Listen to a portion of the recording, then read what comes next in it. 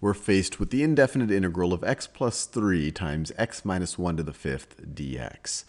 Now, we could solve this by literally multiplying out what x minus 1 to the fifth is, maybe using the binomial theorem. That would take a while, and then we'd multiply that times x plus 3, and we'd end up with some polynomial, and we could take the antiderivative that way. Or we could maybe make a substitution here that could simplify this expression here, make it something that's a little bit easier to take the antiderivative of. And this isn't going to be kind of the more traditional u substitution where we just set u equal to something and see if its derivative is there. But it's a kind of a form of u substitution where we do set u equal to something and see if it simplifies our expression in a way that, I guess, simplifies it. So let's try things out. So we have this x minus 1 to the fifth. That would be a pain to expand out. It would be nice if this was just a u to the fifth. So let's just set this to be equal to u. So let's set u is equal to x minus 1, and in that case, du is equal to dx. We could write du dx is equal to 1, derivative of x, derivative of negative 1 is just 0, and these two are completely equivalent statements. And so if we did that, how could we rewrite this entire expression? Well, it would be equal to the integral of, well, we have x plus 3 right over here. This is neither just u, nor is it du. So let's think about what we could do here. Well, we could say if u is equal to x minus 1, we could add 1 to both sides of this equation, and we could say u plus 1 is equal to x. And so for x, we can substitute that with u plus 1. So let's do that. So we're kind of back substituting in for x. So x is equal to u plus 1. X is equal to u plus 1. And I'm just trying to see if I can do something to simplify this expression. So x is u plus 1. X is u plus 1. Then we have our plus 3 there. Plus 3 times x minus 1 to the fifth. X minus 1 was u. That's the simplification we wanted to make. So times u to the fifth power. And dx is the same thing as du. So du.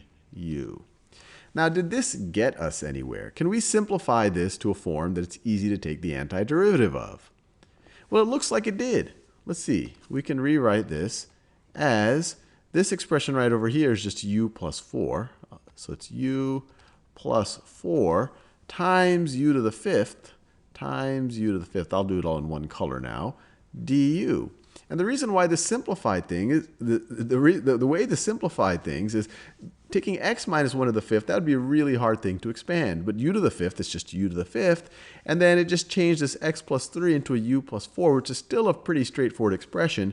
And now we can just distribute the u to the fifth. So we are left with u to the sixth power plus 4 u to the fifth du. And this is a pretty straightforward thing to take the antiderivative of. Now you might be saying, hey Sal, how did you know to set u equal to be that? And oftentimes with integration, it's going to take a little bit of trial and error. There's a certain bit of an art to it. But here the realization was, well, it's x minus 1 to the fifth. It could be really complicated. Maybe u to the fifth might make it a little bit simpler. And that did just happen to work. You could have tried u is equal to x plus 3, but it wouldn't have simplified it as nicely as u equal to x minus 1 did. But let's finish with this integral right over here. So this is going to be equal to the antiderivative of u to the sixth. Well, that's just u to the seventh over 7 plus the antiderivative of u to the fifth. That's u to the sixth over 6, but we have the 4 out here. So it's 4 times u to the sixth over 6, and then we have a plus c. And this, the 4, 6 is the same thing as 2/3.